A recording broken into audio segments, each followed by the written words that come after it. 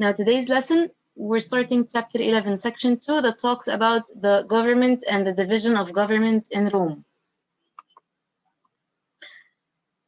To start, this is the area or the territory of the Roman Empire, okay? And we said that the location is in the Italian peninsula. It extended in the green area, and then eventually it reached all the area that is shaded by yellow.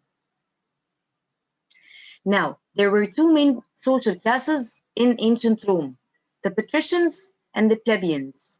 The patricians were the ruling class, the elites, the high people. The plebeians were the normal citizens, the ordinary citizens, who were the farmers, the artisans, the shopkeepers, the traders. They were both considered, these two classes were both considered as classes of Rome, and they had the right to vote.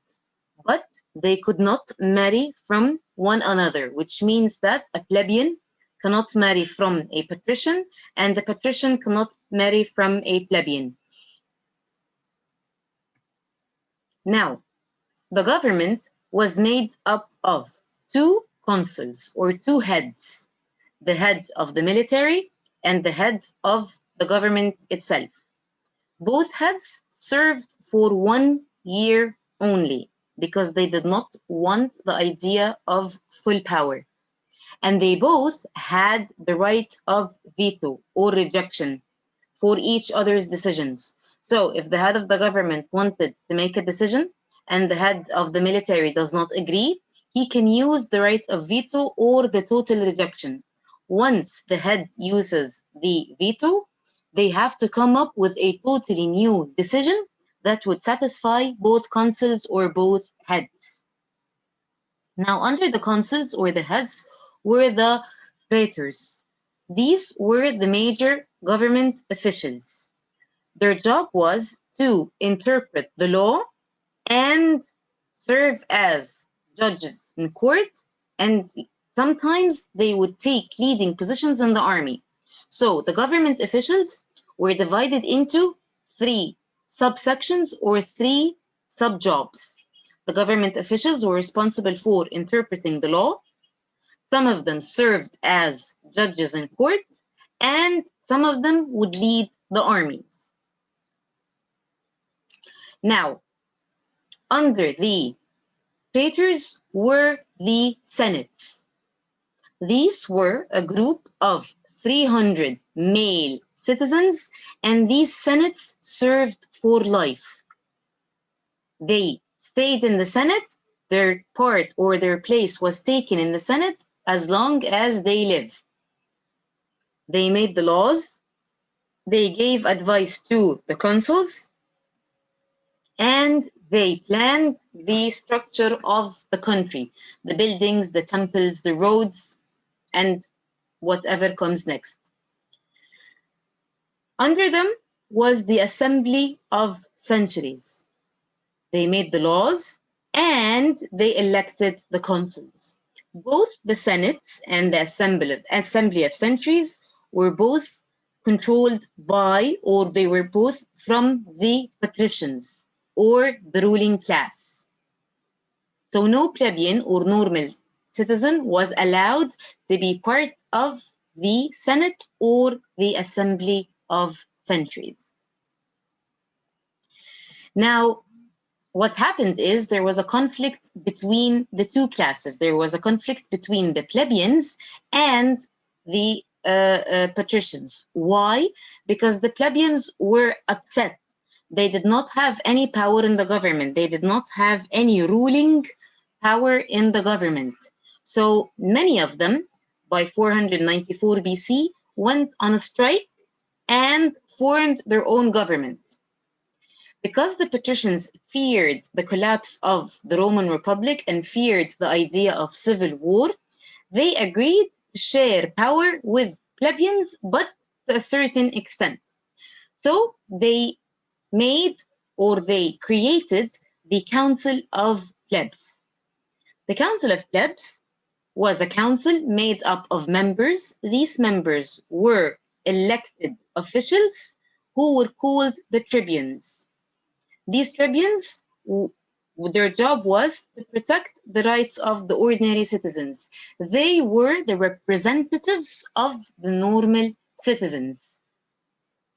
They have the right to veto against the government decisions, and later on, they were able to pass laws, marry from the patricians, and be treated like the upper class or the patrician class.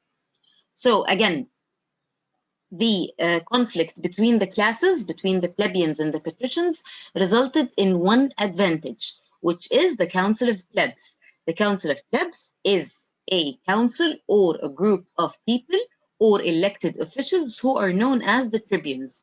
These tribunes, they are representatives for the ordinary citizens, and they protect the rights of the ordinary citizens. They have the right to veto against the government decisions, and later on, they were able to pass laws and marry from the patrician class.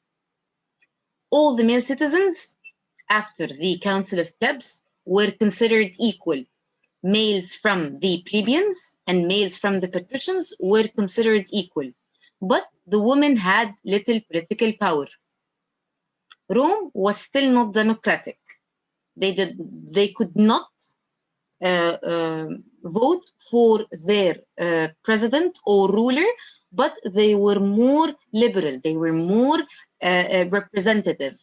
At least they had little groups that represented them, and all of these groups report to a higher authority. Now, the highest division or the highest class ruling Rome was the dictators. Dictators in Rome were elected by the senates. Now, a famous dictator was Cincinnatus. He was a dictator that ruled Rome during the 460 BC. He gathered an army and ruled and protected Rome, and his civic duty or his job for the country was serving the government when it's needed. So dictatorship started in Rome by just an image. The dictator would be elected by the Senate, but only as an image for the country.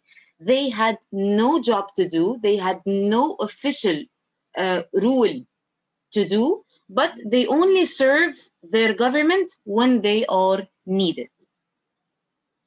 Now, as for the rules, the first code of laws that were written in Rome was known as the 12 Tables. This was the first set of rules that was published in Rome in 451 BC. It was called the 12 Tables. The plebeians thought that the judges always agreed with the rich citizens and supported the patricians. So under the 12 Tables, the first set of law was that all citizens should be treated equally. The second thing is that all future laws are going to be based on the 12 Tables, or the legal system that is going to treat everyone equally. So the 12 Tables is a code of laws that puts equality as the head or the main idea. Equality in decision-making, equality in treatment, equality in position. And today, the United States government uses the idea of the 12 Tables in most of its regulations and rules in the government. Now, this is where we're going to stop for today.